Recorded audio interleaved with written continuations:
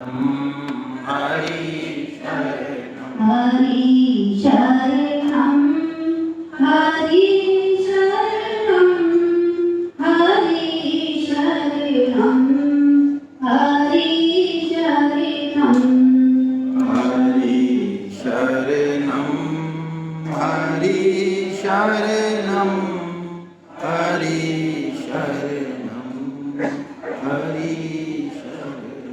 हरे कृष्णा हरे हे नाथ हे नाथ हे मेरा हे मेरे नाथ, मैं आपकी शरण में हूँ। मैं आपकी शरण आप में कृपा करें, हूँ। आप कृपा करें, मैं आपको भूलूं नहीं। मैं आपको भूलूं नारायण नहीं। नारायण। वसुदेव सुतं देवं कंस चाणूरमर्दनं देवकी परमानन्दं कृष्णं वन्दे जगद्गुरुं।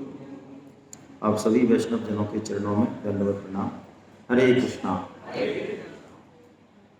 भगवान श्री कृष्ण कृपा से ये 3 दिन गीता चर्चा में हम सब ने भाग लिया और इस गीता चर्चा का अंतिम सेशन, अंतिम दिन और गीता का अंतिम ही अध्याय। इस अध्याय को,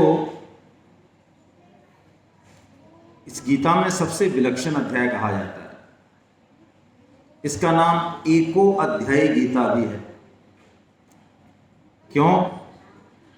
क्योंकि भगवान श्री कृष्ण जो भी अब तक गीता में कहा उसको यदि पहले संक्षिप्त में कहा तो अब और विस्तार से बताएंगे। यदि पहले विस्तार से कह दिया किसी प्रकरण को तो उसको संक्षिप्त में बताएंगे। लेकिन पूरी गीता को भगवान पुनः प्रकारांतर से, सेम नहीं, बिल्कुल अलग तरीके से, भाव वही लेकिन फिर कहने वाले हैं। ये भगवान ही कर सकते हैं, कोई और नहीं कर सकता। इसलिए एको अध्यायी। और विलक्षण क्यों ये अध्याय? कलशो अध्याय क्यों? इसको कलशो अध्याय कहा। मंदिर में जो ऊपर ही ऊपर, सबसे ऊपर कलश होता है और ऐसा शास्त्रों में लिखा है कि यदि आपको कलश के भी दर्शन हो जाएं तो आपको मंदिर दर्शन का फल मिल जाता है। कई बार बहुत ज़्यादा भीड़ भाड़ होती है तो कई शास्त्र को जानने वाले लोग 1 किलोमीटर से, आधा किलोमीटर से जहाँ कलश को दिखता हो अच्छे से, वहीं उसको साष्टांग दंडवत कर लेते हैं। तो कलशो अध्याय क्यों कहा? कि संपूर्ण गीता को एक बार फिर कहेंगे तो सही भगवान, लेकिन इस अध्याय में कुछ ऐसी बात भी कहेंगे जो अब तक कही नहीं भगवान ने। उसके लेवल की बात गीता में अब तक कही नहीं। ऐसी उच्चतम, सर्वगुह्यतम बात भी भगवान इस अध्याय में कहने वाले हैं। इसलिए ये अध्याय अपने आप में विलक्षण तो बन ही जाता है। इसी भाव से हम देखें इस अध्याय को। इस अध्याय का नाम है मोक्ष संन्यास योग। और इस अध्याय में अर्जुन प्रश्न करते हैं। पहला ही श्लोक अर्जुन के प्रश्न के द्वारा है। अध्याय की शुरुआत प्रश्न से है, लेकिन ये अर्जुन का अंतिम प्रश्न है। अब इसके बाद अर्जुन कोई प्रश्न करने वाले, हम लोग जिंदगी भर ज्ञान कह लें या ज्ञान से ज्यादा कह लें, जानकारियां जुटाते रहते हैं, प्रश्न उत्तर करते रहते हैं, लेकिन ऐसा क्षण कभी नहीं आता कि हमारे प्रश्न खत्म हो जाएं। क्यों नहीं आता? क्योंकि हम जो अर्जन कर रहे हैं उसको क्रियान्वित नहीं करते। यदि क्रियान्वित करें तो प्रश्न खत्म हो जाएंगे। अर्जुन के सभी प्रश्न खत्म हो जाते हैं। अर्जुन प्रश्न करते हैं, त्याग में और संन्यास में क्या भेद है प्रभु, अब मुझे थोड़ा डिटेल से बताइए। ये प्रश्न करते हैं। लेकिन इस अध्याय का नाम जो मोक्ष संन्यास योग है, उसका एक और ध्वनि है उसमें छुपी हुई। देखिए, हम सब लोग मुक्ति को या मोक्ष को जीवन का चरम लक्ष्य मानते हैं। मुक्ति हो जाए, मोक्ष हो जाए। बहुत से संप्रदाय हैं ऐसे जो मोक्ष को या मुक्ति को ही सर्वोच्च मानते हैं। लेकिन गीता की बात श्रीमद् भागवतम की बात, भक्तों की बात बिल्कुल अलग है। आप श्रीमद् भागवतम का यदि अध्ययन करें तो गीता में तो एक मुक्ति की बात है, श्रीमद् भागवतम में 5 तरह की मुक्तियां बताई हैं, 5 तरह के मोक्ष। और बड़े मजे की बात यह है कि भक्त जो है वो किसी भी प्रकार के मोक्ष को लेना नहीं चाहता, वो मोक्ष को श्राप समझता है। देखिए आप भक्त का लेवल देखिए, वो मुक्ति नहीं चाहता तो क्या चाहता है? 4 पुरुषार्थों में अंतिम पुरुषार्थ है मोक्ष, मुक्ति, धर्म, अर्थ, काम और मोक्ष। लेकिन गीता के यदि हम हृदय को देखें, उसके संकेत को समझें, तो मुक्ति मिनिमम लक्ष्य तो है, गीता मानती है। मनुष्य जन्म लिया तो कम से कम मुक्ति तो हो हमारी, मोक्ष तो हो, लेकिन ये गीता का चरम लक्ष्य नहीं है। गीता का चरम लक्ष्य है पंचम पुरुषार्थ। 4 पुरुषार्थों से भी ऊपर एक पुरुषार्थ है जिसको शास्त्रों ने पंचम पुरुषार्थ कहा। क्या है वो? वो है भगवान से प्रेम, भगवान के जनों से प्रेम। और ऐसे भक्त जो कि भगवान से प्रेम करते हैं, और प्रेम की परिभाषा क्या कि मेरा जो प्रेमी है, जो मेरा प्रेमास्पद है, मैं क्या कर दूं उसके लिए, वो मेरी किस बात से राजी हो जाए, और यदि वो मेरी बात से राजी हो जाए, जो करने से, जो मेरे से करा लो चाहे, तो बस उसके लिए इससे ज़्यादा और कोई आनंद की बात है ही नहीं। जब प्रेम गहरा होता है तो ये बात आती है, हमेशा लौकिक प्रेम में भी आती है, कि जिसको आप वास्तव में प्रेम करते हैं उसको सुख देके आपको प्रेम होता है, बहुत जबरदस्त आनंद पैदा होता है। आनंद की परिभाषा यही है। हैप्पीनेस या आनंद ये सुख से अलग चीज है। हम समझें इसको, सुख संसार का पार्ट है। क्यों संसार का पार्ट क्यों है? क्योंकि वो द्वंद्व है। वहां पे संसार में बड़े से बड़ा सुख द्वंद्व है। द्वंद्व मतलब उसके साथ दुख जुड़ा हुआ है, जोड़े में है यहां पे हर कुछ। लेकिन आनंद ये सुख नहीं है, वो किसी बाहरी परिस्थिति पर निर्भर नहीं रहता। सुख बाहरी कारण पर निर्भर है, लेकिन आनंद वो आत्मा की बात है। वो आपकी जैसी परिस्थिति हो सामने, आप आनंदित रह सकते हैं तो रह सकते हैं बस हमेशा।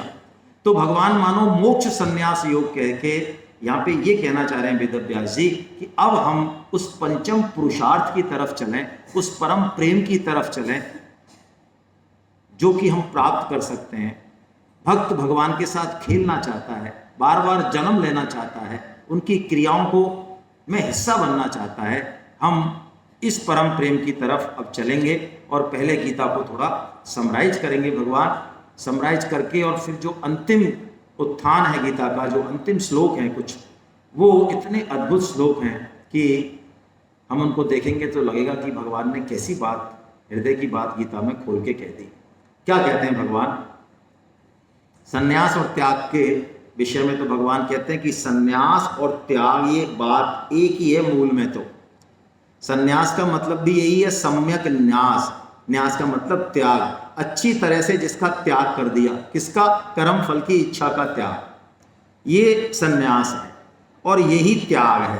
भगवान दोनों को एक बताते हैं।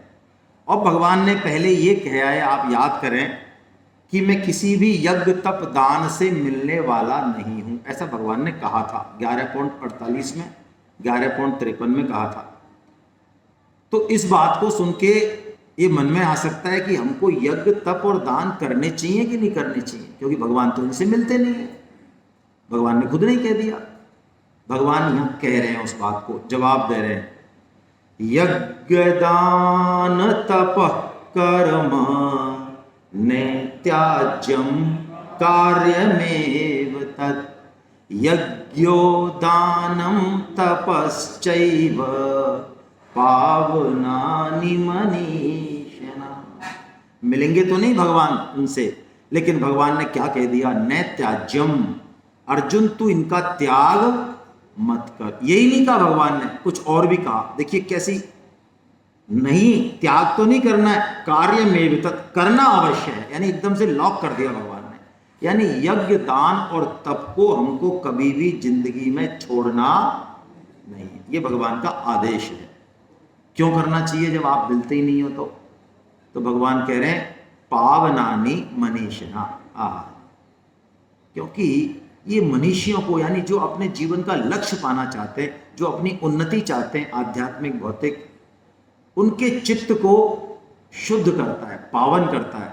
और देखिए, शुद्ध चित्त में ही भगवान की बातें, शास्त्र की बातें ठहर सकती हैं। अशुद्ध चित्त है तो कितना ही शब्दों का हम अर्थ लगा लें, पहुंचेंगे नहीं हम तह तक। अर्थों से शब्दों का प्रकाश नहीं होता, ऐसा कहते हैं भगवान। और ये कह ही दिया हमने, भगवान कहते हैं जो कर्म फल का त्यागी है वास्तव में वही त्यागी है। देखिए त्यागी गीता में एक बड़ी जबरदस्त कंसेप्ट है गीता का। गीता सन्यासी किसको मानती है, गीता त्यागी किसको मानती है। जैसा कबीर जी कहते हैं, है ना, सच्चा त्याग कबीर का जो मन से दिया उतार।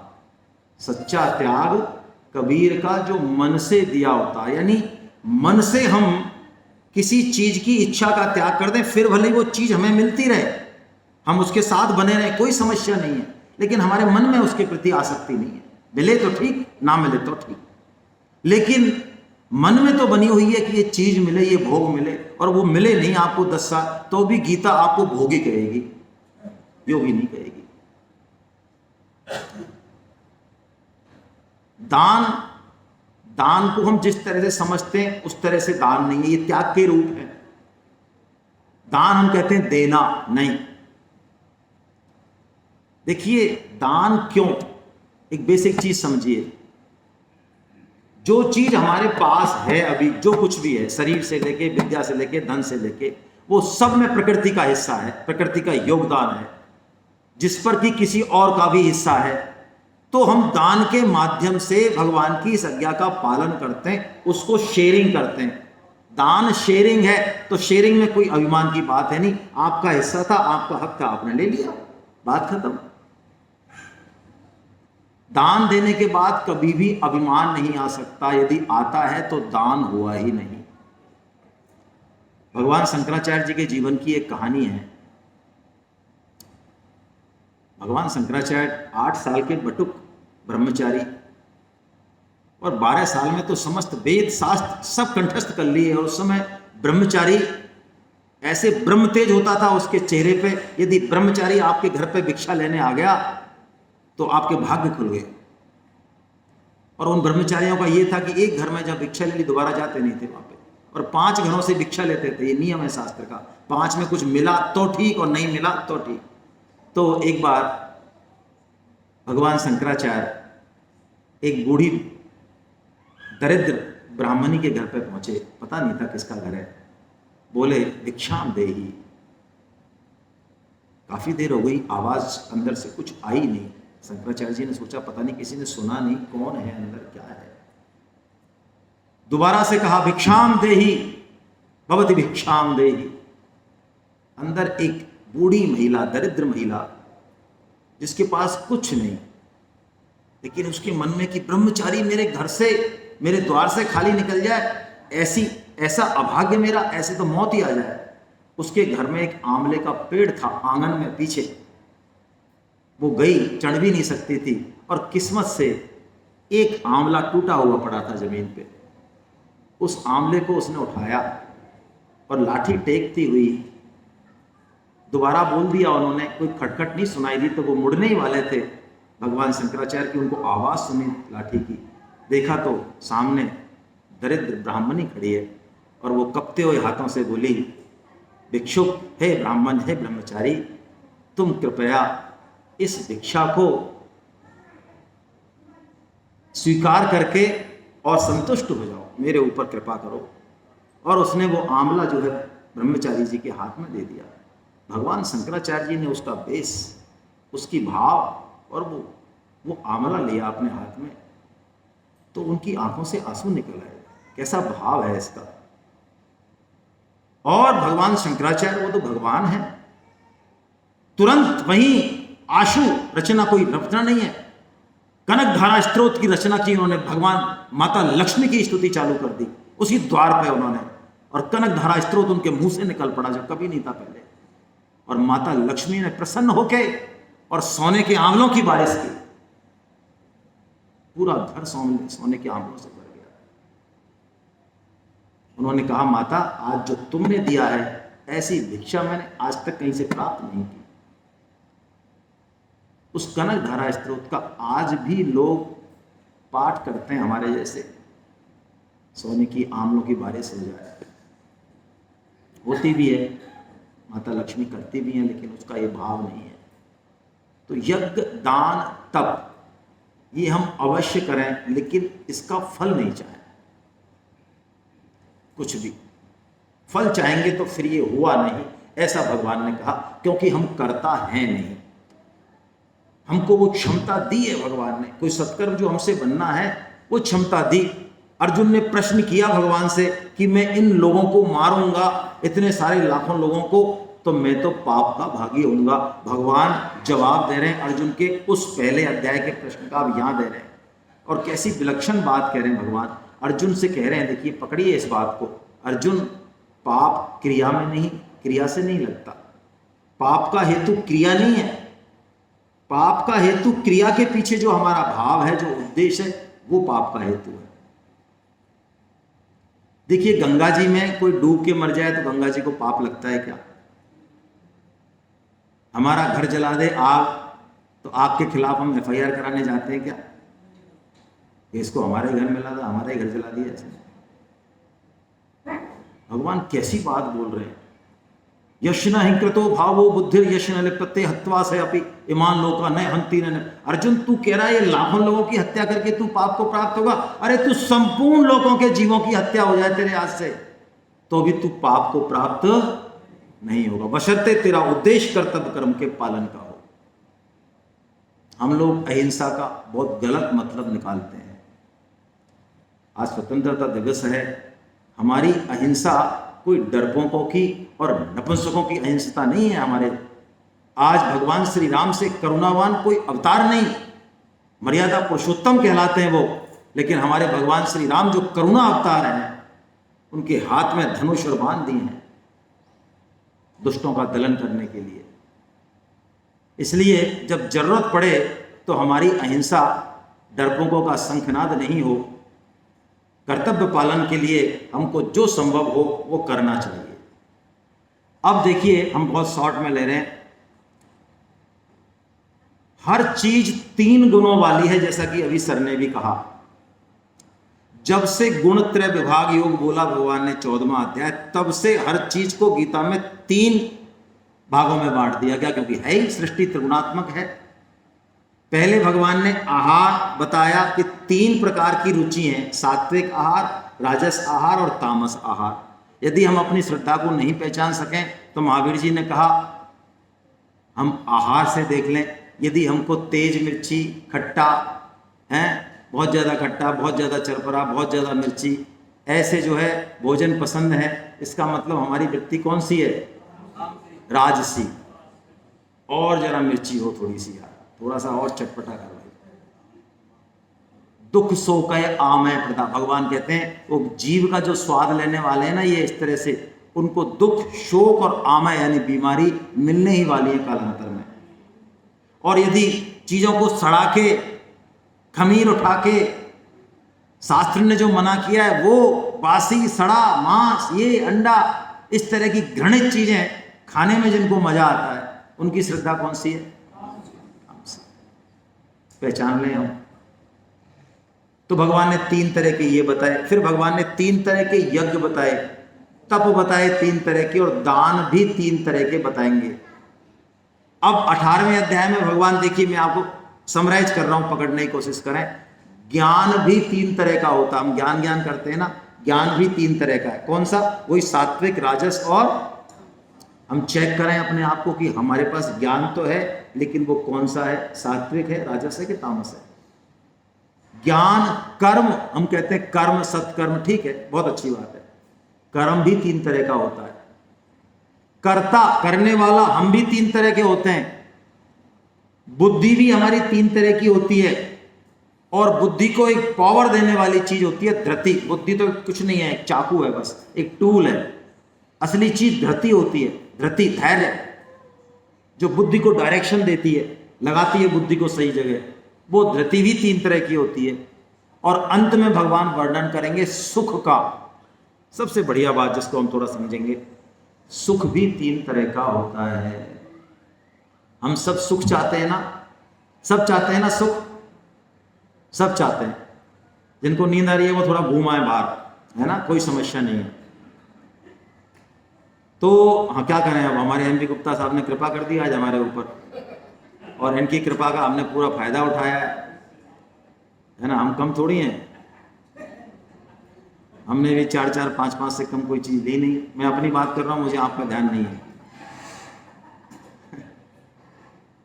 तो इसलिए ये छूत का रोग है भाई, नींद। इसलिए मेरा विनम्र निवेदन है, कोई समस्या नहीं, सबको आती है, मुझे भी आ रही है, मेरी भी इच्छा है मैं ही सो जाऊँ सोफे पे सामने। तो जिसको आ रही है वो दूसरों का नुकसान नहीं करे, वो घूमे आराम से, कोई समस्या, चलते हुए भी सुन सकते हैं, कोई समस्या नहीं। सबसे सूक्ष्म चीज है सुख। हम जो भी करते हैं, ज्ञान कर्म करता, जो भी कुछ कर रहे हैं, सबके पीछे सुख है। सुख, सुख के चक्कर में कर रहे हैं हम। अच्छा ये बताओ, शराब पीने वाला शराब क्यों पीता है? बहुत ज्यादा उसकी टेंशन हो जाती है, या वो सुख के लिए पीता, आनंद आता है उसको? अरे बोलो तो सही, आनंद आता तभी तो पीता, नहीं क्यों पिएगा रोज रोज? वो वहां से सुख ढूंढ रहा है, ठीक है, वो गलत जगह से ढूंढ रहा है, लेकिन मिल तो उसको सुख ही रहा है वहां पर, तभी तो पी रहा है वो। और वो जितना डिटरमाइंड है अपने सुख प्राप्ति के लिए, अपने लक्ष्य प्राप्ति के लिए, हम उतने भी डिटरमाइंड नहीं है। ध्यान रखना आप, इस मामले में वो हमसे बेहतर है, नहीं है। शराबी को बता दो कि यार ऐसा है, वो तड़प रहा है, नई जगह गया मान लो कहीं, और उसको शराब चाहिए, तो वो लोग बताते हैं ऐसा है तो सीधा जा, और वो 22वीं 23वीं दुकान है, वहाँ शराब की दुकान है। अब देखो आप, वो जाएगा, रास्ते में खिलौनों की दुकान है, मिठाई की दुकान है, साइकिल की दुकान है, वो देखते हुए भी दिखेगी नहीं उसको वो दुकान, फिर दिखेगी? सीधा टारगेट फिक्स है एकदम, 22वें 23वें पे क्लिक करना है। और हम लोग देखो आप, सब चीज़ समझ में आ गई, भजन करना है, माला करनी है, क्या करें महाराज, बहुत परेशानी है ज़िंदगी में। ध्यान इधर उधर जा रहा है, परिवार में जा रहा है, बहुत टेंशन हो गई, घर बनवाना है, ये करवाना है। हमको सारी दुकानें दिखती हैं, वो दुकान पे तो हम पहुंचेंगे कि नहीं पहुंचेंगे पता नहीं। स्वामी जी से कोई प्रश्न करता था ना कि भगवान कि प्रभु जी मेरा मन नहीं लगता स्वामी जी भगवान में, तो स्वामी जी कहते झूठे हो तुम चाहते नहीं कि तुम्हारा मन लगे, तुम नहीं चाहते। यदि चाहते तो मन की हिम्मत नहीं है कि वो ना लगे। तो इस सुख के पीछे हम दौड़ते हैं, सारे काम करते हैं। तो ये सुख भी 3 तरह का है। हम देखें, अपने आप को चेक करें कि हम सात्विक सुख ले रहे हैं, राजस सुख ले रहे हैं, या तामस सुख ले रहे हैं। ये निद्रा तामस सुख है, इसलिए मैंने कहा घूमने के लिए।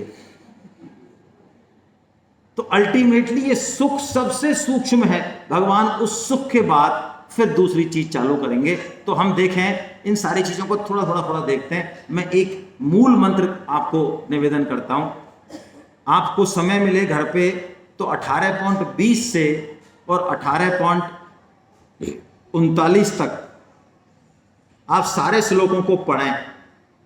सात्विक कर्ता, सात्विक ज्ञान, सात्विक कर्म, सात्विक बुद्धि, इसमें क्या क्या कॉमन चीज है वो देखें।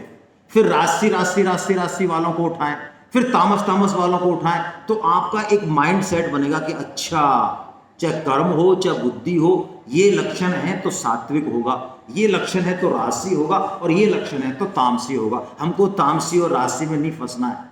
ऐसे आप खुद स्टडी करेंगे तो जो बात आएगी वो और गहराई से आएगी, बहुत अच्छे से आएगी। बस हम थोड़ा ले लेते हैं। देखिए, सात्विक ज्ञान क्या है? भगवान सबसे पहले सात्विक ज्ञान बता रहे हैं।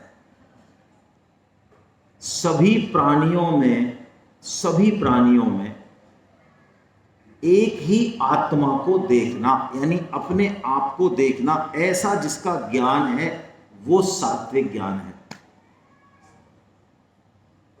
मैं अलग हूं, ये अलग है, ये सब अलग है, ऐसा देखना राजस ज्ञान है। और बस मैं ही मैं हूं, मेरा ही शरीर है सबसे इंपॉर्टेंट, मेरे अलावा कुछ है ही नहीं, तुम सब ऐसा हो, तुम कटो मरो मेरे लिए, मुर्गा हो तो मैं तुमको काट खाऊंगा मेरी सुख के लिए, सब तुम बने किसके लिए हो, मेरे लिए बने हो।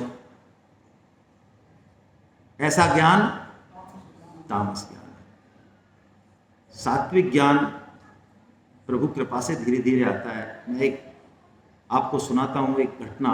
रैदास जी महाराज, कैसा पवित्र नाम। आज लोग कहते हैं, कई हमारे समाज के कई वर्ग, कि ये कथा कीर्तन गीता भगवत ये हमारे लिए नहीं है, सब पंडितों के लिए और बड़ियों के लिए, इन लोगों का है चौंचला। ये हमारा समाज का एक बहुत बड़ा वर्ग, मोर देन 50% से ज़्यादा, वो हमारे दुर्भाग्य की कथा कीर्तन में नहीं आता। उनको इस शास्त्र की बातों का पता ही नहीं है। उनका उनका ब्रेन वॉश कर दिया लोगों ने। उनको लगता है उनके लिए बहुत गालियां भरी हुई हैं शास्त्रों में। और ये हमारी कमजोरी है कि हम शास्त्रों की ठीक बात को उन तक नहीं पहुंचा पा रहे, और वो तो खैर तैयार ही नहीं है। रैदास जी भगवान के महान भक्त हैं, लेकिन फिर भी वो अपना कर्तव्य कर्म छोड़ते नहीं है। क्या काम है उनका? चमड़ा गांठने का। वो प्रभु के गुण गाते हैं और अपना चमड़ा गांठते हैं, क्योंकि कर्म में तो कोई भेद है नहीं, कर्म छोटा बड़ा नहीं है। एक दिन गुरु गोरखनाथ उनके पास आए। उस समय रैदास जी बहुत भाव में थे, भगवान की लीलाओं का मानो चिंतन मनन चल रहा था उनको, और अपना काम भी कर रहे थे।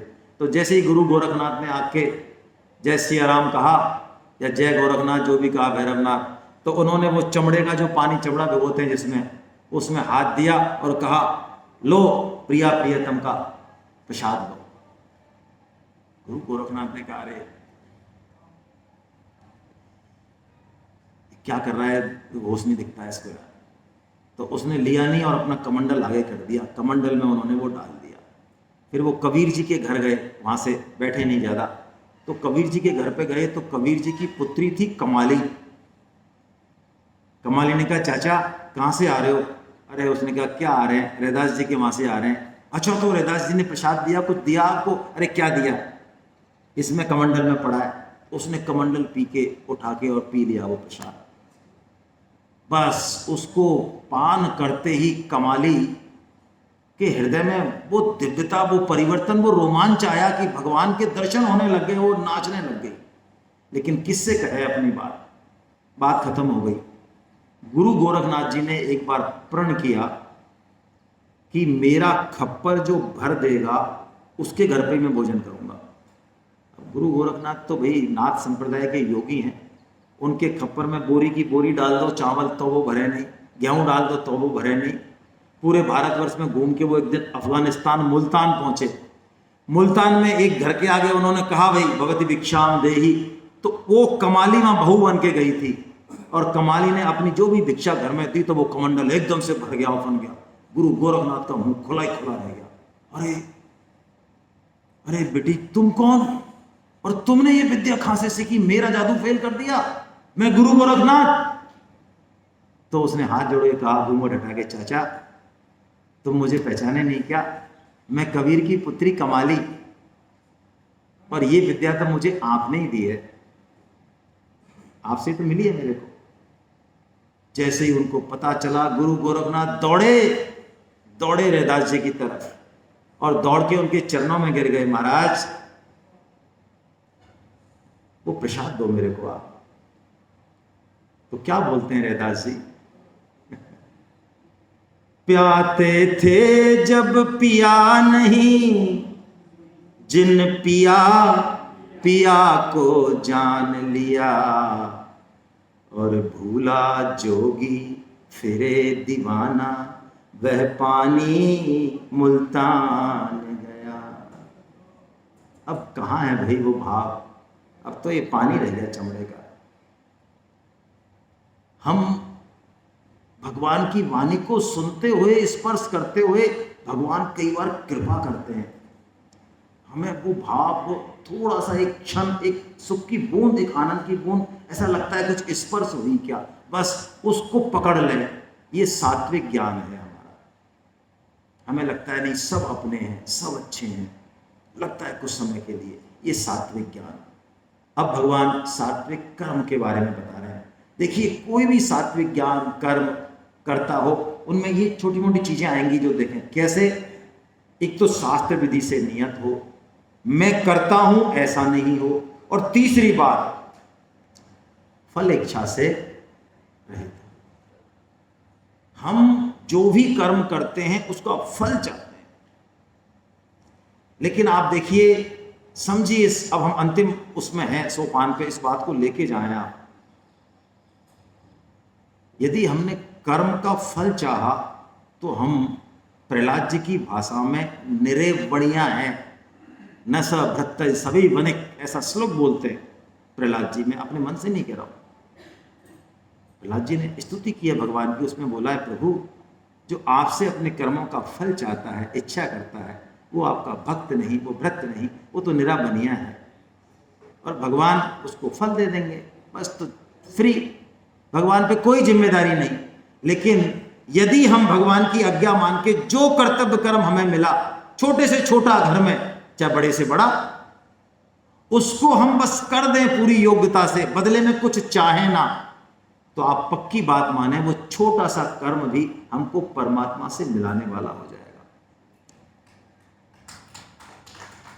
और भगवान उस कर्म के ऋणी हो जाते हैं। आप साइंस समझिए, ये भक्त लोग बता देते हैं, ऐसे समझ में नहीं आता। यदि निष्काम भाव से हम कोई छोटा सा भी कर्म करें तो भगवान उसके ऋणी हो जाते हैं। देखिए, केवट का प्रसंग है मानस में। जो भवसागर को पार कराने वाले हैं हमको, हैं, वो भगवान श्री राम गंगा मैया को पार करने के लिए केवट की ठोड़ी सहला रहे हैं। भैया केवट, हमको जरा गंगा पार करा दो। तो केवट भी पूरा भक्त है ना, बहुत बड़ा ज्ञानी भक्त, ज्ञानी होता है, चतुर होता है, भक्त बहुत। वो भगवान के चरण कमलों की पूजा कर लेता है, इस बहाने सब घर को चरणामत दे देता है, 7 पीढ़ियों का इंतजाम कर लिया उसने, और फिर कहता है हमारा अब चलो, ले जाता है। और भगवान के मन में देखिए, जो त्रिलोकी के मालिक हैं, हम सोचें एक मिनट, छोटा सा काम केवट ने किया है, लेकिन भगवान के मन में बड़ा संकोच है। क्यों है? क्योंकि भगवान तपस्वी के वेश में है, कुछ नहीं है उनके पास, और वो मजदूरी देना चाहते हैं केवट को। क्या दें, कुछ है नहीं। हम तो तपस्वी के वेश में भी जाए ना, और वृंदावन भी जाए, कई लोग कहते हैं भाई साहब अब आपके ने गीता ये पढ़ के है ना एकदम से वैराग हो गया है हमको, और अब हम वृंदावन जाना चाहते हैं। तो वृंदावन भी वो जाएंगे तो चेक बुक कांख में दबा के ले जाएंगे यहाँ से, है ना, क्योंकि वृंदावन जाके भी भगवान पे भरोसा थोड़ी है हमारा भरोसा किस पे? हाँ भैया देखो, पैसा नहीं होंगे तो कैसे काम चलेगा महाराज, बुढ़ापे का समय, चेक बुक लेके जाएंगे, 50 लाख अकाउंट में है, अब वृंदावन में हम बैरागी बन जाएंगे वहां जाके।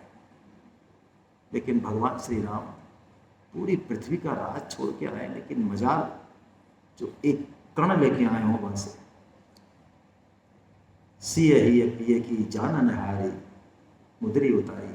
माता सीता पत्नी हो तो ऐसी बोलने की जरूरत नहीं पड़ती भगवान को। माता सीता, क्योंकि स्त्रियों को तो गहना तपस्वी के वेश में भी शास्त्रों ने आज्ञा दी है, वो मुद्री उतारती हैं अपनी, और भगवान श्री राम को देती है।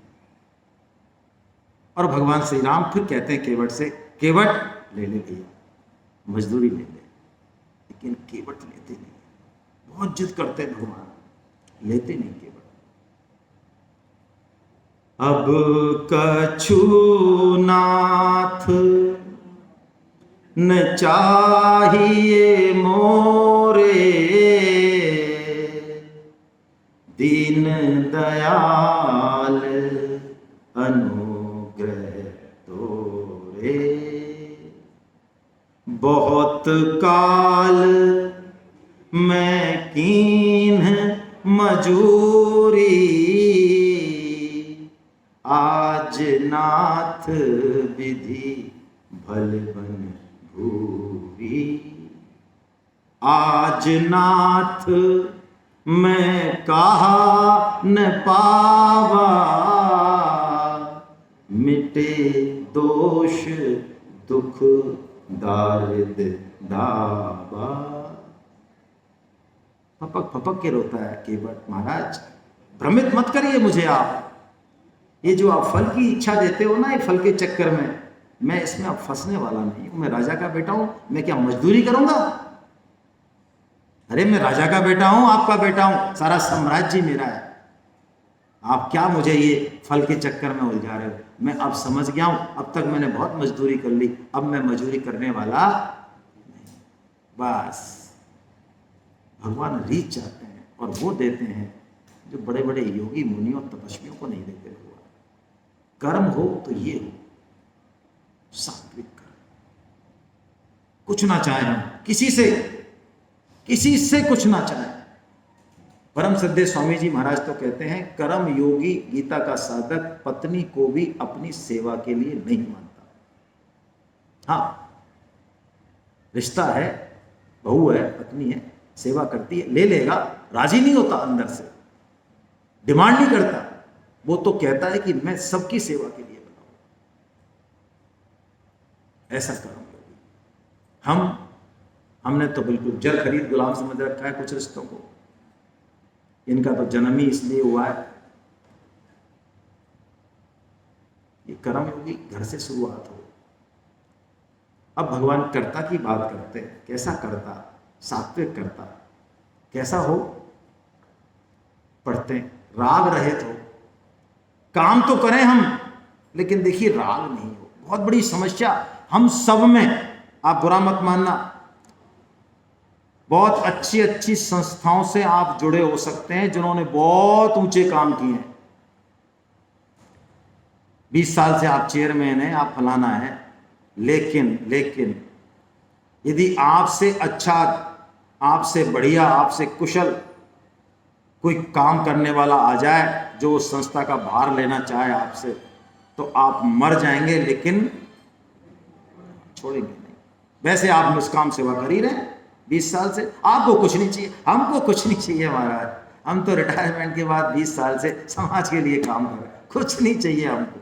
वाह, कैसे निष्काम है, वाह। माताएं बहनें जो है,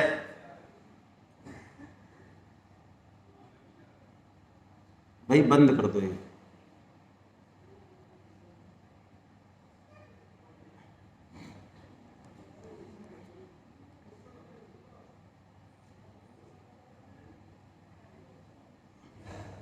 माताएं जो हैं खूब कहती हैं, भाई कोई आ जाए, अब झंझट छुट्टी मिले हमको, बहुत हो गया, 20 साल हो गए, 30 साल हो गए, रात और दिन इसी में लगे हुए हैं हम हैं।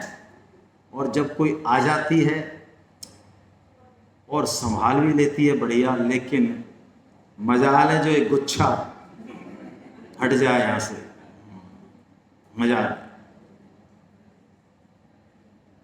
और लोग कहते हैं क्या करें महाराज, भाग्य ऐसे हमारे, तो भगवान ने दुखी लिखा है हमारे भाग्य, लिखा ही है तो और क्या होगा। ऐसी सोच से दुखी होगा। राग रहित हो, मैं करता हूं इससे रहित हो। और सबसे इंपॉर्टेंट बात, धृति उत्साह समन्विता। कैसी बढ़िया बात, धृति उत्साह समन्विता। देखिए, अब भगवान का काम करने निकले तो उत्साह को बनाए रखें। आज यहां पे गीता सुनते हुए, वैष्णवों के संग करते हुए, ऐसा हो सकता है कि आपके मन में इतनी एनर्जी हो, लेकिन आप गए गीता प्रचार करने, सेमिनार के लिए रजिस्ट्रेशन कराने, और 5 के पास गए और 5 ने आपको रिफ्यूज कर दिया, और बल्कि ये कह दिया, अरे बावले किस चक्कर में पड़ा है तू, तो गुब्बारा बैठ गया। अरे यार बेकार है, क्या फायदा है, कुछ नहीं है गीता प्रचार विचार, क्या है। नहीं, उत्साह और धृति ये बनी रहनी चाहिए। देखिए, 10 व्यक्तियों को आपने कहा, 10 की 10 मान गए, तो भी मैं आपसे कह रहा हूं पकड़िए, एक ही बात है। और 10 की 10 नहीं माने तो भी एक ही बात है, कोई फर्क नहीं है दोनों। आप कहेंगे फर्क है, मैं कह रहा हूं बिल्कुल फर्क नहीं है। फर्क इसमें है कि हमने अपनी ताकत और युक्ति पूरी लगाई या नहीं। ठीक है, अब बुद्धि आ चुका है पहले, वैसे इसके बारे में थोड़ा सा वर्णन कम लेंगे हम। सात्विक बुद्धि क्या, जो ये जानती है कि खोल दो और गर्मी लग रही हो तो चला दो, भले एक को पीछे वाले को ज्यादा गर्मी लग रही हो चला दो, कोई दिक्कत नहीं है, अपन थोड़ा तेज बोल लेंगे। हाँ चला दो, कोई दिक्कत नहीं, गर्मी है ज़्यादा है, चला दो। हाँ सफोकेशन हो रहा है ना,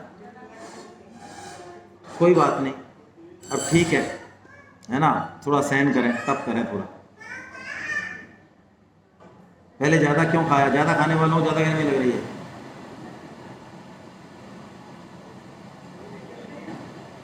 चलिए, तो बुद्धि का मतलब, कोई दिक्कत नहीं, चलने दो। बुद्धि का मतलब, जो बुद्धि ये जाने की ये डायरेक्शन जा कहाँ रही है, इस काम को करने से हमारा मनुष्य जन्म का लक्ष्य पूरा हो रहा है या नहीं, प्रवृत्ति को, निवृत्ति को, कार्य अकार्य को, भय अभय को जानने वाली जो बुद्धि है वो बुद्धि। और राइट टाइम पे हम क्लिक कर दें इसको। देखिए, अपने बच्चों को हम ले आए संसार में, ले आए ना, निमित्त तो बन ही गए हम। तो भागवतम में एक श्लोक है, आप सुनेंगे तो आपका हृदय कांप उठेगा। लेकिन श्लोक तो श्लोक ही है भैया। क्या कहता है भागवतम का श्लोक? हम सबके लिए, किनके लिए? जिनके बच्चे हैं अभी, जिनके नहीं है उनके लिए कोई दिक्कत नहीं है। किन किन के नहीं है? अरे एक भी नहीं है, एक आध दो ही बचे, कोई नहीं, चलो सबके लिए फिर चलो। गुरु न सस्या स्वजनो न सस्या माता न सस्या जननी न सस्याद पिता न सस्या। वो गुरु गुरु नहीं, वो माता पिता माता नहीं, जो अपने आश्रित व्यक्ति को भगवान के मार्ग पर न लगा दें। यदि वो नहीं लगाते हैं तो वो आत्महंता है, उनको, इस संतान को संसार में लाने का भी कोई हक नहीं। तो हम कमाना सिखाएं, बहुत अच्छी बात है। संसार की सारी विद्याएं सिखाएं, आईआईटी में टॉप करना सिखाएं, 70-80 लाख का पैकेज सिखाएं, बहुत अच्छी बात है, बहुत बढ़िया है, तो है ना, कोई बुराई नहीं है। लेकिन ये जीवन नहीं है, ये जीवन का लक्ष्य नहीं है। असली चीज उसको दें, क्यों मिला, क्या मिला, और खुद के जीवन में उतारें। हम यदि खुद रोजाना हवन नहीं करेंगे, गीता नहीं पढ़ेंगे, भगवान का भजन नहीं करेंगे, माला नहीं करेंगे, तो आप भूल जाना कि आपके कहने से बच्चे करने वाले हैं। ऐसी गलत हमें कोई पाल नहीं ले। बच्चे हमारा रोज एक्सरे करते हैं, रोज। वो करते हैं जो हम करते हैं, वो नहीं करते जो हम कहते हैं। तो ऐसी बुद्धि हम खुद की बनाएं और बच्चों की बनाएं। अब सुख, भगवान कहते हैं अर्जुन मैं तेरे को 3 तरह के सुख बताऊंगा। कौन कौन से? देखिए, पढ़ लें हम पहले, या छोड़ो मैं ऐसे ही बताता हूं, समय कम है। देखिए, सात्विक सुख क्या है? भगवान कहते हैं सात्विक सुख शुरू में विष की तरह लगता है, लेकिन परिणाम में कैसा होता है? अमृत की तरह।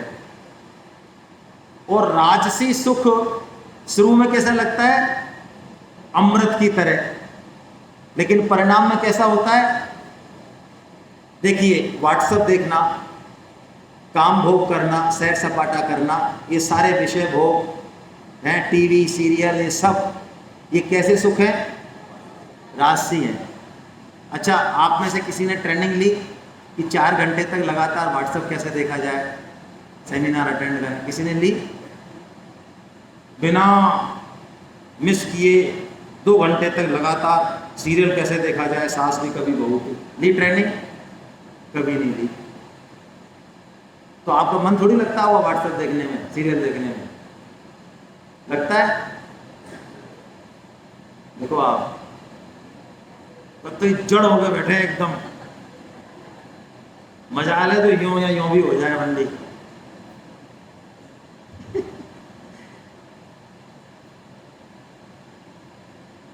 तीन घंटे हो जाते हैं जब घर वाले आते हैं या माता आती है ना, और आपके हाथ जोड़ती है, आपके टांग पकड़ के ले जाती है, प्रभु भोजन कर लो। अब 3 घंटे हो गए आपको टीवी देखते हुए या व्हाट्सएप देखते हो, और माला करने बैठे, गीता पढ़ने बैठे,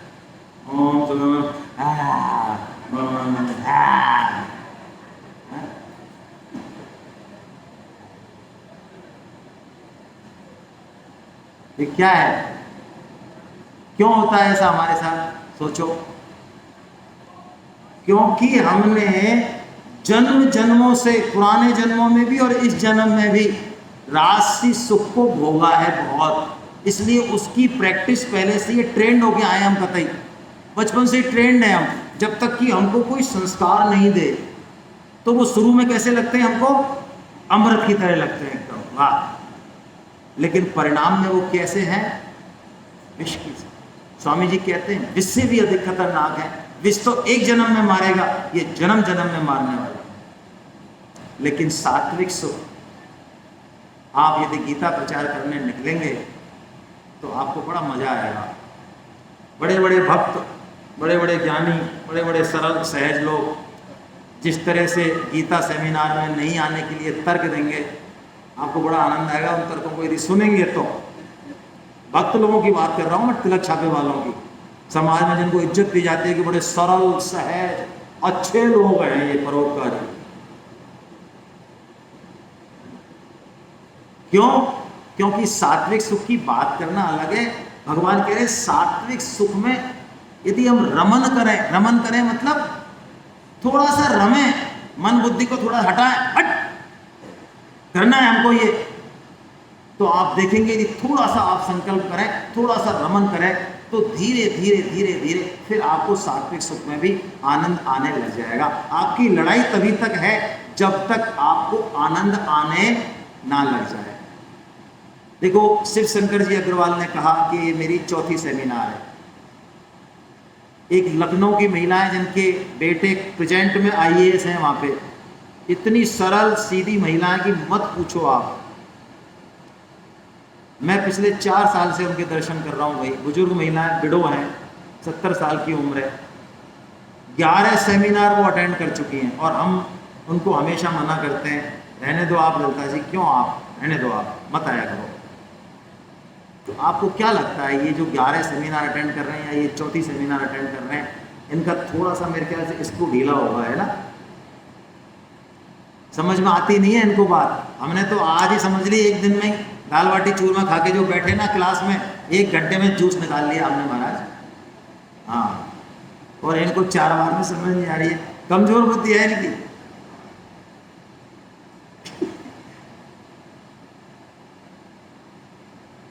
सात्विक सुख, कुछ बंदे जो गीता क्लास में, हमारा सेशन चालू होगा जैसे जनवरी से, तो देखो कुछ लोगों के फ़ोन आते हैं, मैं सही बता रहा हूँ आपको, और उनके फ़ोन आते हैं तो मेरा तो हृदय भर जाता है। मैं देखो यार कैसी भगवान की कृपा है इनके ऊपर।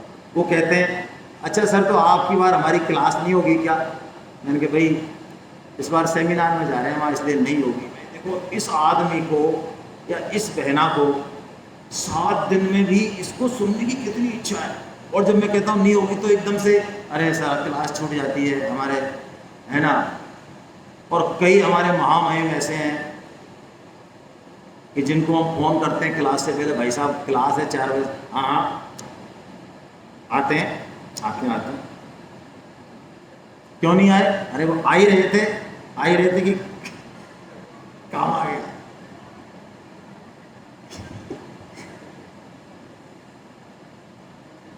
तो देखिए हमको कौन सा सुख लेना है? सात्विक सुख लेना है। शुरू में कैसा लगेगा ये सुख? विष की तरह लगेगा, क्योंकि हमें आदत नहीं है। लेकिन कुछ धीरज धरिए, चलिए, थोड़ा सा वैष्णवों का संग कीजिए, भगवान का काम कीजिए, मन लगे ना लगे मन को छुट्टी दीजिए, जा भाग तू यहाँ से, हमको भगवान की माला करनी है, भजन करना है, भगवान का काम करना है, लगेगा फिर आपको आनंद आएगा वास्तव में, है ना? इसकी बात कर चुके हम, विषय और इंद्रियों का संयोग ये हो चुका है। अब देखिए भगवान पूरे कर्मयोग का 2 श्लोकों में वर्णन कर रहे हैं, मात्र पूरे कर्मयोग का ये शैली है भगवान की। क्या कह रहे हैं? स्वे स्वे कर्मण्य अभिरता संसिद्धिं लभते नरा स्वकर्म निरतय सिद्धिं यथा विन्दति तच्छृणु। भगवान कह रहे हैं तू केवल तेरे स्वकर्म से, वाह क्या बात कही भगवान ने, जो कर्म तेरे को अभी अलॉट है, महाराज मैं तो सब्जी का ठेला लगाता हूँ, हाँ कोई दिक्कत नहीं है, उसी से तू परम सिद्धि को प्राप्त हो जाएगा। देखिए बुरा मत मानना भाई, है तो खतरे की बात, लेकिन कह देता हूँ मैं, मेरे से रुक्या नहीं जाता, यही तो समस्या है। माता बहनों को यदि कोई स्वामी जी से संत ये सलाह दे कि आपको ज़्यादा इधर बढ़ाने की जरूरत नहीं है, इधर उधर ये गुरु बनाऊँ और वहाँ जाऊँ और फलाना जाऊँ और ये करूँ, आप जो आपको ड्यूटी मिली है ना उसको प्रेम से करो बस। आपके तो कोई खतरा ही नहीं है, आप तो परम गति को जाने ही वाले हो। तो वो कहते वाह, हम ये इसी में पड़े रहेंगे पछड़े में, हम भी कुछ करेंगे। हाँ, करना है तो करो, कोई दिक्कत नहीं है, गीता रामायण पढ़ना चाहिए, ज्ञान होना चाहिए। लेकिन देखिए भगवान जो यहाँ बात कह रहे हैं वो बहुत विलक्षण बात कह रहे हैं। हम सिर्फ अपने कर्तव्य का पालन करें, लेकिन एक शब्द दिया भगवान ने यहाँ, अभिरति। हाँ, प्रीति पूर्वक हम झाड़ू लगाएं, हम रोटी बनाएं, हम कुछ भी करें, किसी को भोजन कराएं, अंदर से उमंग हो, उल्लास हो, भगवान का भजन हो रहा है बस। ये मंदिर भगवान का है, इसकी झाड़ू लगानी है, पोछा लगाना है, या ये सब भगवान के जनयन की सेवा करनी है, मौका मिला है, करें बस, उमंग हो। आप मान लें आपका भजन हो रहा है 24 घंटे। ये जो श्वास की माला है ना, इससे बढ़िया मंत्र है ये। जो भी हमारी ड्यूटी है उसको हम कैसे करें, प्रीति पूर्वक करें, प्रीति पूर्वक, है ना। तो भगवान कहते हैं तू मुझे ही प्राप्त होगा, तू चिंता मत कर। अब भगवान अब वहां पहुंच रहे धीरे धीरे, अंतिम उस पर पहुंच रहे। क्या कह रहे हैं, अर्जुन सुन, तू मेरी कृपा से, तेरे मार्ग में यदि कोई परेशानी आती है तो मैं दूर करूंगा, लेकिन तू अहंकार के कारण मेरी बात नहीं सुनेगा तो तू नष्ट हो जाएगा, खत्म हो जाएगा। अब आप गीता सेमिनार में आके फंस गए हो भाई, ध्यान रखना। कैसे फंस गए हो मैं बताता हूं। अब तक आप भगवान की बात नहीं सुन रहे थे, भगवान को कोई दिक्कत नहीं है, जानते ही नहीं बेचारे, लेकिन अब भगवान ने कह दिया अर्जुन अब मैंने तेरे को सारी बात बता दी, अब तूने नहीं सुनी क्योंकि तेरे को सुन तो नहीं तूने, अब तूने मेरी बात नहीं मानी तो तेरा पतन हो जाएगा। तो अब आपको जिसने फंसाया है, आप भी किसी न किसी को फंसाओ अगली बार। वही कॉलेज में ऐसा होता था कि कई बार पिक्चर देखने जाते तो इतनी घटिया पिक्चर होती है वो फ्लॉप, तो हॉस्टल में अब किसको रोएं, 3 घंटे बड़ी मुश्किल से प्राण, क्या करें आप, पैसे तो दिए ही हैं। तो हॉस्टल में आए, कहते साहब अरे मत पूछो यार क्या मूवी है बॉस, तेरे को जरूर जाना चाहिए, तेरे लायक है ये बिल्कुल, जैसा तू है ना। ऐसे जो है हमको भी ऐसे पकड़ना है लोगों को, है ना, कि जा भाई तो भी। चलिए अब भगवान जो है विराम लगा रहे हैं, पूर्ण विराम। क्या कह रहे हैं भगवान, इति ते ज्ञानमाख्यातम गुह्यात गुह्यतरम मया विमृश्यैतद शेषेण यथेक्षसि तथा कुरु। अर्जुन इति मतलब ग्रंथ पूर्ण, इति का मतलब यही है ना, ओम तत्सत इति, खत्म। अर्जुन से कहा भगवान ने, अर्जुन सुन, जो भी मोस्ट इंपॉर्टेंट गुह्य तक जो कुछ बताना था वो मैंने बता दिया, अब तेरी जचे जो।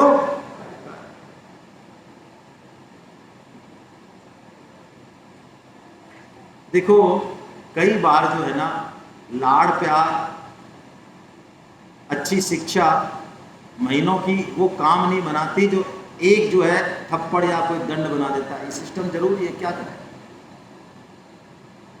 अर्जुन को भगवान ने इतना सुनाया, हृदय की वो बात खोल खोल के कह दी, लेकिन अर्जुन की मुंडी हमारी तरह बिल्कुल ना तो यूं हिल रही है ना यूं हिल रही है, बिल्कुल यूं आया अर्जुन। दाल बाटी चूरमा खा के अमचूर हो रहा है एकदम।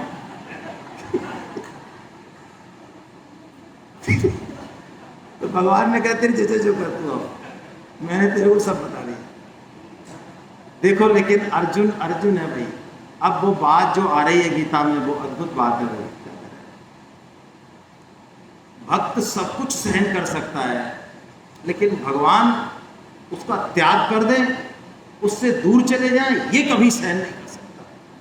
अर्जुन को जैसे ही भगवान ने कहा तेरे जजे जो कर, तो अर्जुन को लगा अरे मैं कैसा मूड हूँ, इतना भगवान ने मुझे बताया, अपना हृदय खोल के रख दिया, लेकिन अब तक मैंने भगवान को कुछ भी नहीं कहा कि हाँ मेरे समझ में आया नहीं आया। एकदम से अर्जुन के आंखों से अश्रु निकलने लगे, बिब्बल हो गया अर्जुन, इतना बिब्बल हो गया, कंठ रुंध गया अर्जुन का, कुछ नहीं बोल पा रहा है, अब वो भगवान से कुछ कह भी नहीं पा रहा है, ऐसी विह्वल अवस्था है अर्जुन की। अब तो मानो हृदय से बात कर रहा है अर्जुन, अश्रुपूरित नेत्रों से, अपने भावों से ही मानो भगवान को कुछ कह रहे हैं, प्रभु यदि आप ही मेरा त्याग कर देंगे तो फिर मैं कहाँ जाऊंगा।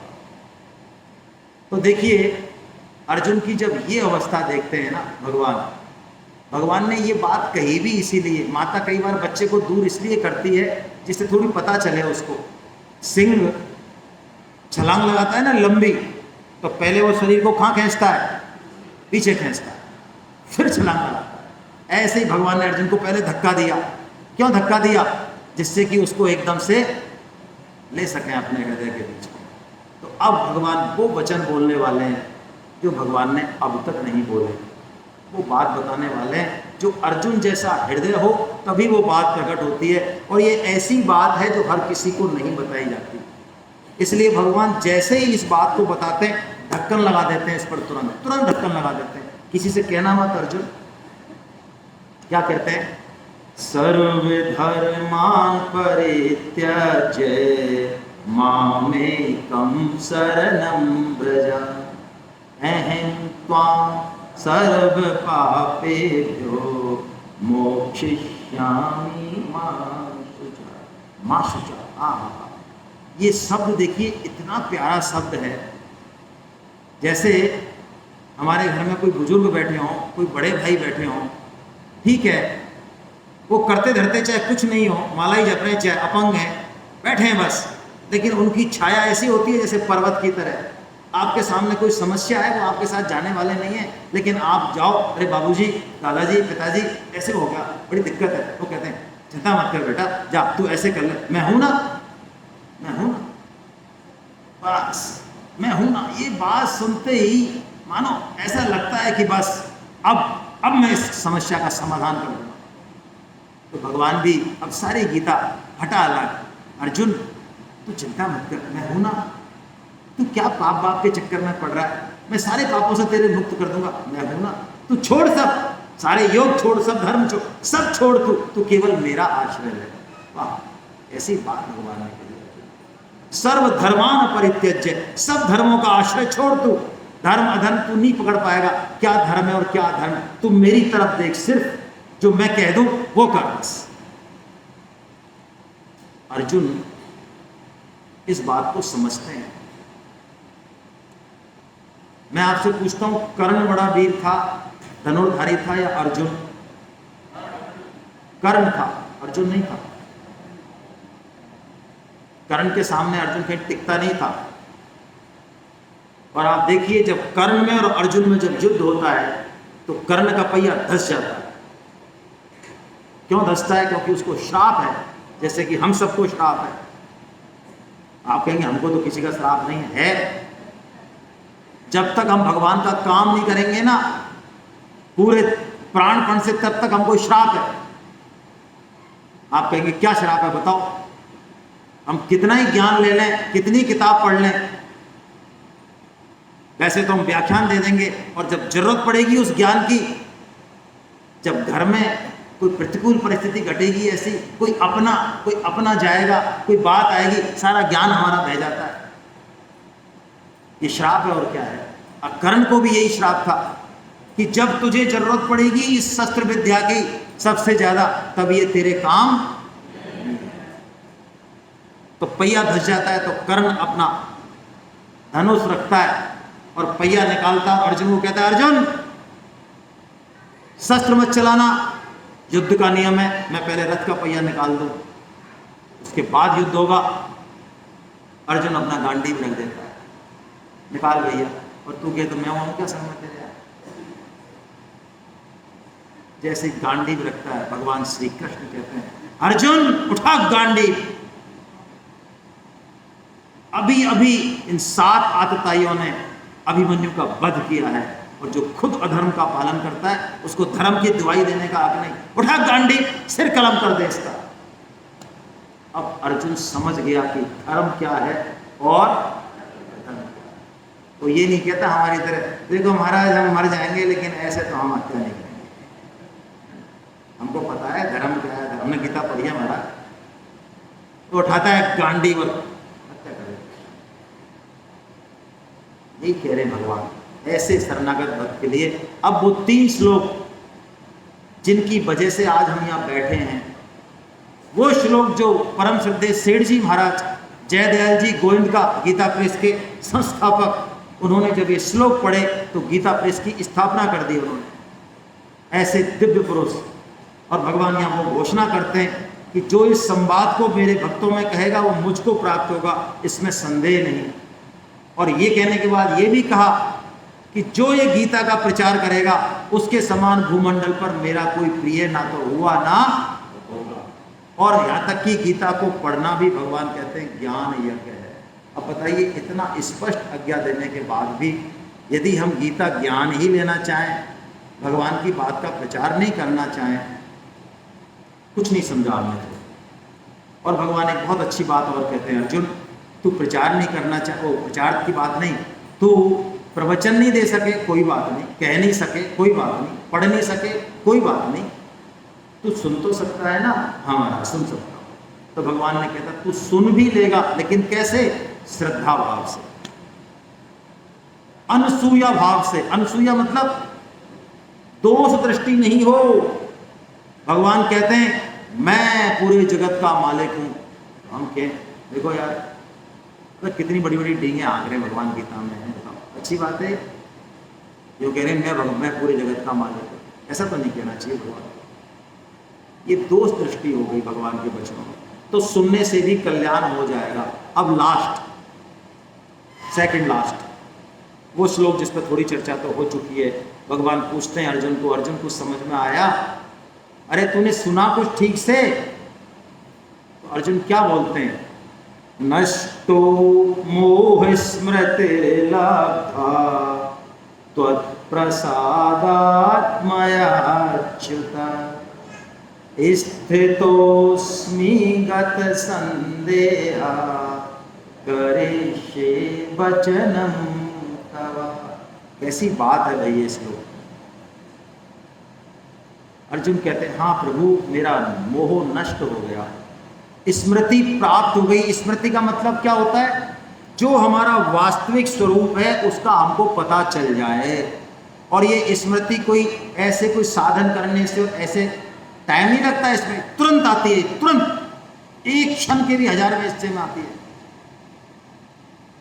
अर्जुन कहते हैं मेरा मोह नष्ट हो गया, लेकिन किसकी वजह से?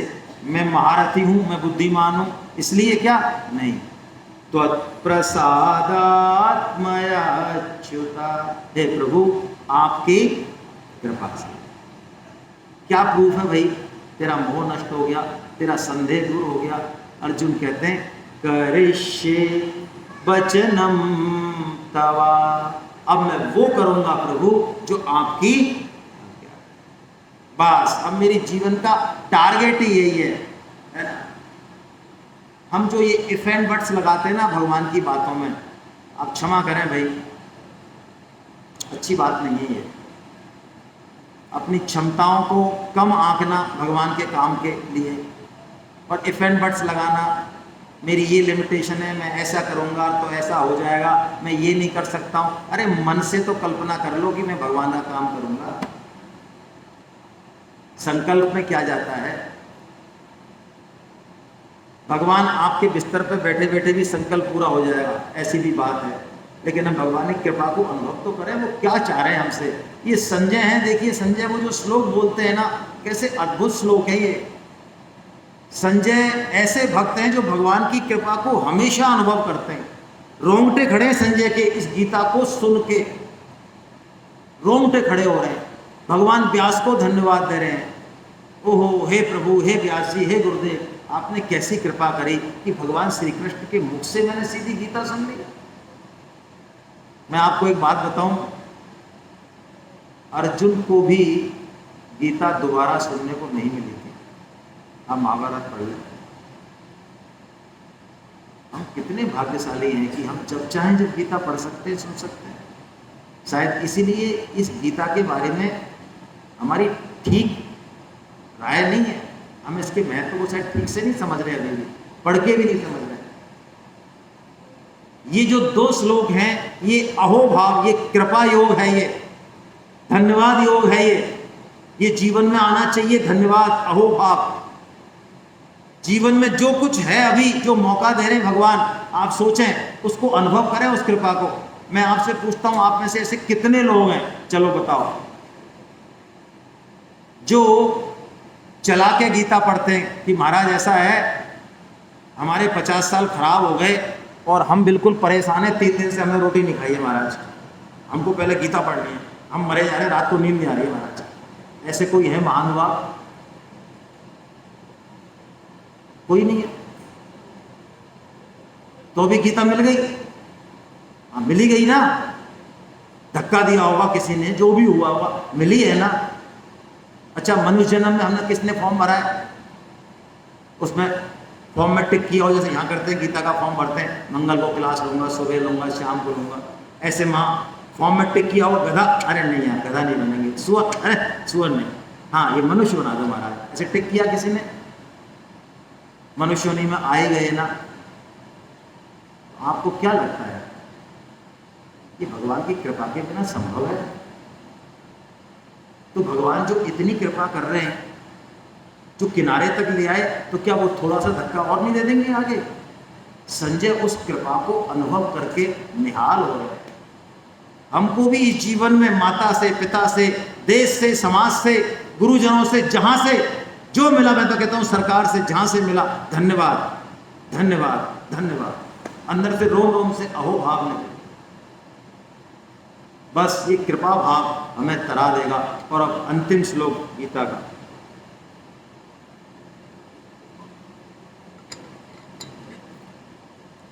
यत्र योगेश्वर कृष्णो कृपार्थो धनुर्धरा तत्र श्री विजयो भूतिर् ध्रुवा नीतिर्मतिर्।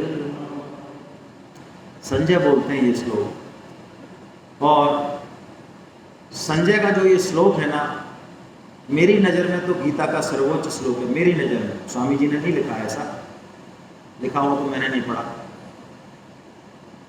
और मेरा मानना है संजय ने जो ये श्लोक बोला है, संपूर्ण गीता का सार है इसमें, इससे ऊंचा कोई श्लोक नहीं।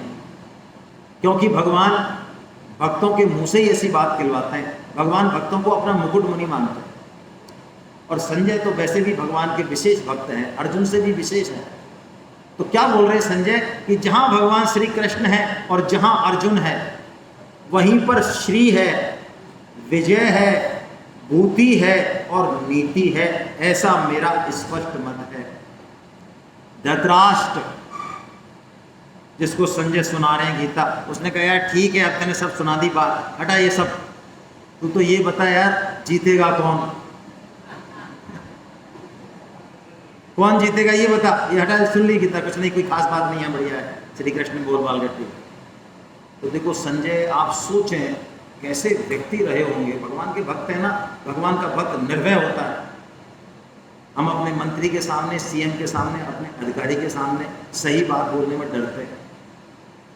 संजय मंत्री है, धृतराष्ट्र राजा है। क्या बोलते हैं संजय? महाराज क्या प्रश्न करते हो आप हैं? किसकी विजय होगी? विजय तो वहां होगी जहां भगवान श्री कृष्ण है और अर्जुन है। ऐसा निर्भीक बोलते हैं संजय। और विजयी नहीं, भगवान श्री भी वही है। श्री मतलब क्या? लक्ष्मी। कौन सी लक्ष्मी? 2 लक्ष्मी होती हैं, एक तो उल्लू पे बैठ के आती है, जिसकी चाहना हम सब करते हैं। दीपावली पे लगा के फोटो उल्लू वाली लक्ष्मी की, है ना, और सब दरवाजे खोल देते हैं, आओ महारानी कैसे भी आ जाओ। तो ये उल्लू पे बैठ के जो लक्ष्मी आएगी, ये कितनी भी आएगी, ये बुद्धि को उल्लू बना देती है। और आप कितने ही पैसे वाले हो जाएं, पतन होगा, सफा चट होगा बिल्कुल मैदान। आज नहीं तो कल, और कल नहीं तो परसों, कितना ही कूद लो भले।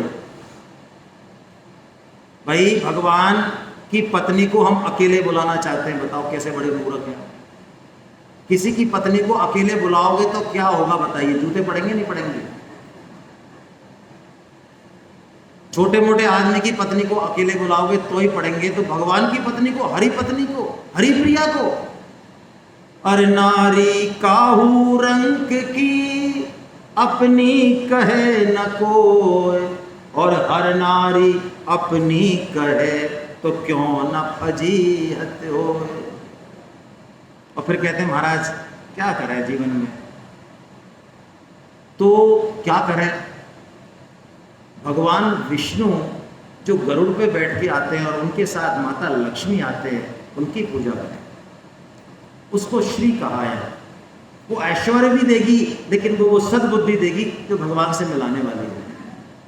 तो जहां भगवान श्री कृष्ण वहां श्री है, विजय है, भूति यानी सारे ऐश्वर्य भोग है, और नीति यानी भगवान जो कह दे वही नीति है, बस उसके बाहर नहीं जाए, दिमाग नहीं लगाए अपना फालतू का। या कह दिया स्पष्ट रूप से संजय ने, जो भगवान कह दे वो नीति, वही धर्म, इसके अलावा सब अधर्म। और तो श्री कृष्ण भगवान कहाँ नहीं है? यहाँ नहीं है क्या बाबा पैराडाइज में हैं? वो सर्वकाल में है, सर्वव्यापक है, तो अभी नहीं है क्या? तो कमी किसकी है? अर्जुन की कमी है। तो ये गीता का श्लोक मानो क्या बना रहा है हमको, क्या कह रहा है? हम क्या बने?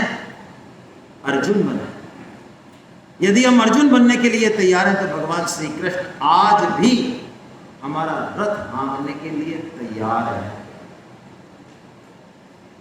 बिल्कुल तैयार है। आप बस हम मन बुद्धि सौंप दें उनको, हे प्रभु अब हम तेरे हैं, है ना, ऐसा हम कह लें तो बस फिर कोई दिक्कत नहीं है, हम अर्जुन बने। हे नाथ, हे मेरे नाथ, मैं केवल आपका हूं। हे नाथ, हे मेरे नाथ, आप कृपा करें, मैं आपको भूलूं नहीं। नारायण नारायण नारायण। गोविंद जय जय गोपाल जय जय, गोविंद जय जय गोपाल जय जय राधा रमन हरि गोविंद जय जय, जय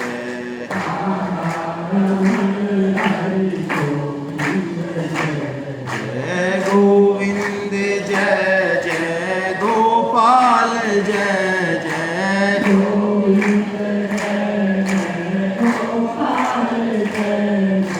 राधा रमण हरि गोविंद जय जय,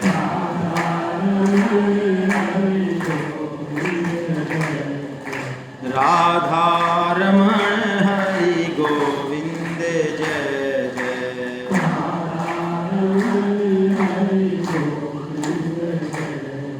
नाम संकीर्तनम यस्य सर्व पाप प्रणाशनम, प्रणामो दुःख शमनस्तं नमामि हरिं परम।